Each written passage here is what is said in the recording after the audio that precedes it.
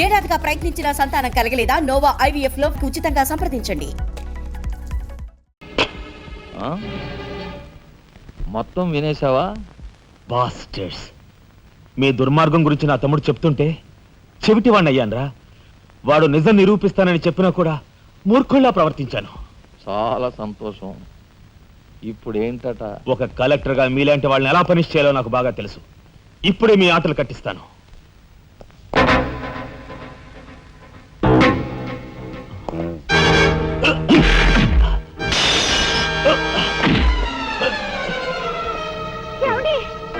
పర్వాలేదమ్మా,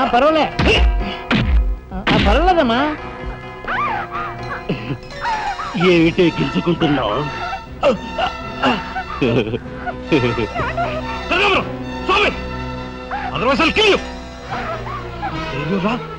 నా కూతుర్నే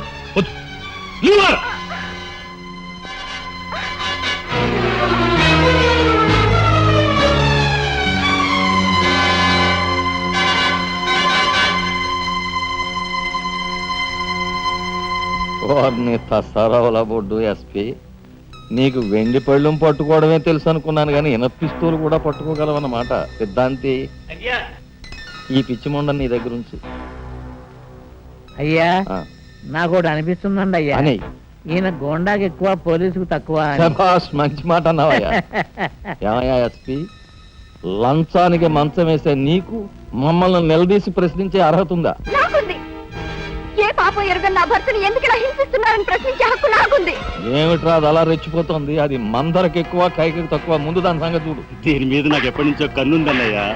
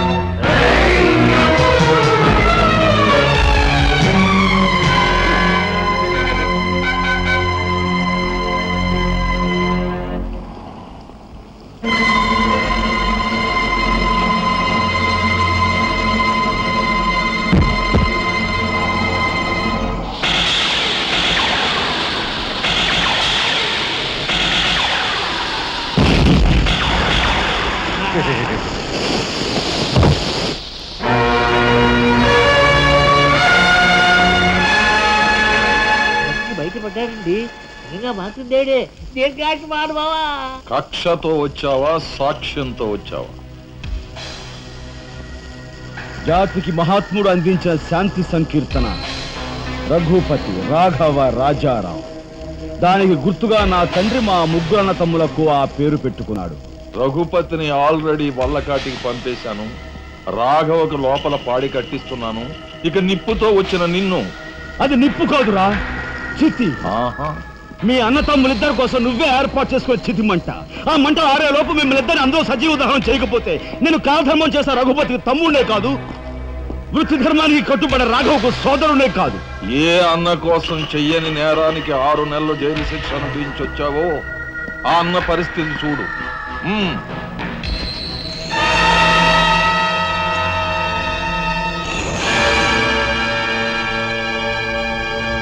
అతన్ని చంపుకుంటావా, ఫోటోలు సాక్ష్యాలు ఇచ్చేస్తావా?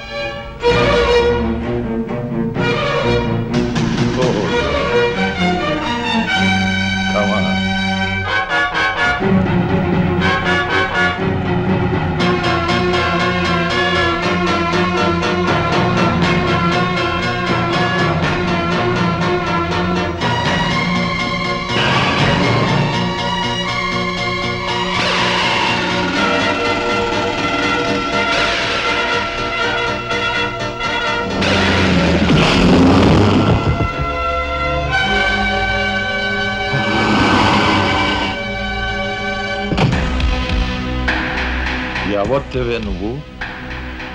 మగువ మాంచాలికి ఎక్కువ, పగబట్టిన పాంచాలికి తక్కువ. అప్పుడు అక్రమంగా నువ్వు పార్వతితో కన్న బిడ్డ, ఇప్పుడు సక్రమంగా నీకు తలకొరివి పెట్టడానికి వచ్చిన దాన్ని. పార్వతి కూతురువా? హ, నువ్వెందుకే శేషం? నిన్ను మీ అమ్మ దగ్గరికే పంపిస్తాను. హ్మ్.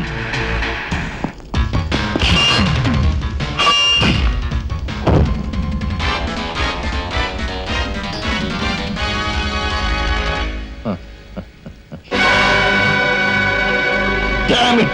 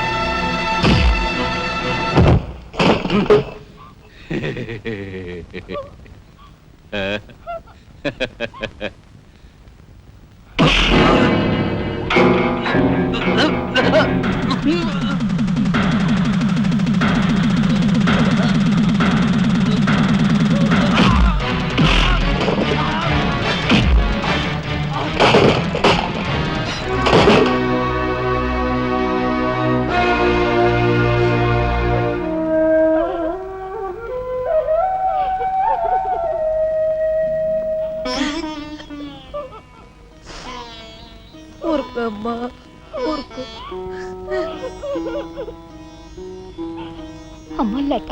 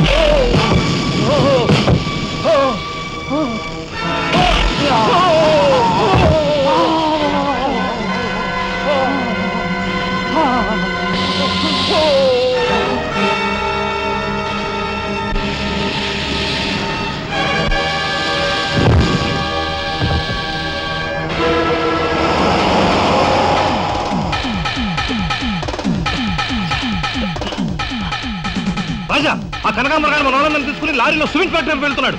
వెళ్ళు, తొందరగా వెళ్ళు.